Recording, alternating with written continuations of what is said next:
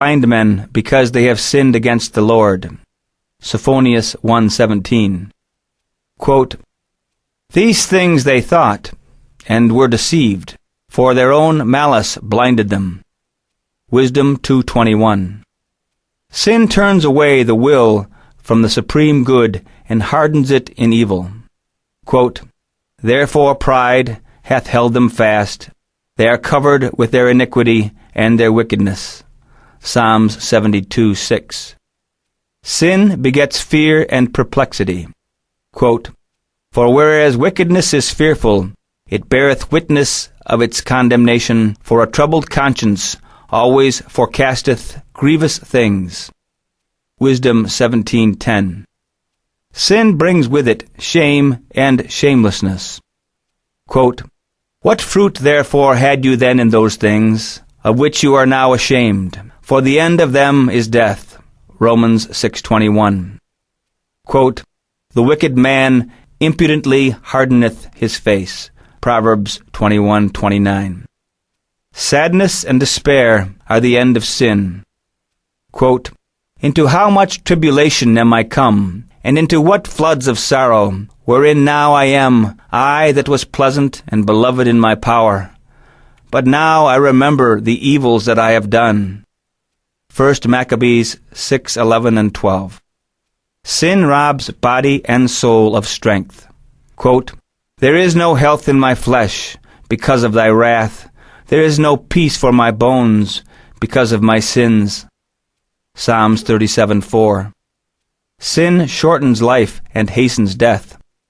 Quote, Humble thy spirit very much, for the vengeance on the flesh of the ungodly is fire and worms. Ecclesiasticus 7:19.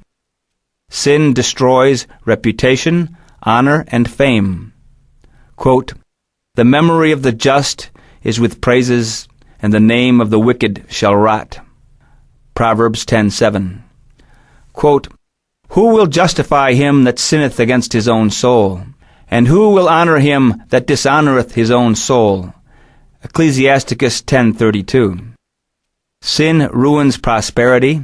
Quote, Justice exalteth a nation, but sin maketh nations miserable. Proverbs 14:34. Quote, Woe to them, for they have departed from me. They shall be wasted because they have transgressed against me. O.C. 7:13. Sin makes a man hated by God. Quote, To God the wicked and his wickedness are hateful alike. Wisdom 14:9. Quote, For the Lord thy God abhorreth him that doth these things, and he hateth all injustice. Deuteronomy 25:16. The horror of sin. Just how terrible mortal sin is can be judged from the following. 1. Mortal sin is a supreme contempt for the infinite majesty of God. The creature despises the laws the Creator has made for him and laughs him to scorn. The grievous sinner would kill God if he could, for God and sin cannot exist close together. Those who live in grave sin act as if God did not exist. Infinite love, power, goodness, wisdom, and mercy could be dead as far as the grave sinner is concerned. He is not interested.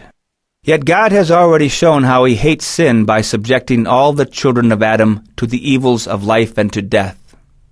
By permitting the deluge, by destroying Sodom and Gomorrah, by slaying 23,000 idolatrous Israelites, Exodus 32:28, and by suffering so much himself after the incarnation. 2. It was sin which caused the sufferings of Christ, the agony, the scourging, the crowning with thorns, and the crucifixion. Sinners crucify him all over again, mocking him and his love. Mortal sin is the deepest, blackest ingratitude to the loving heart of Christ. 3.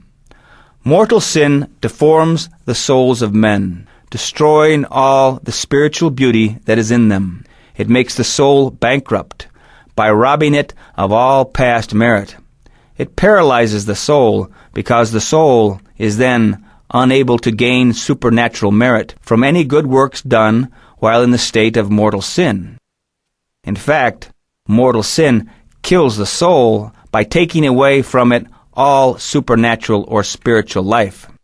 A man in grievous sin ceases to be the temple of the Holy Trinity, a sharer in the divine nature and a spiritual brother of Christ.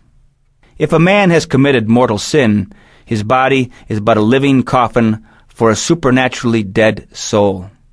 And if he dies unrepentant, he will be condemned to the living death of hell for all eternity.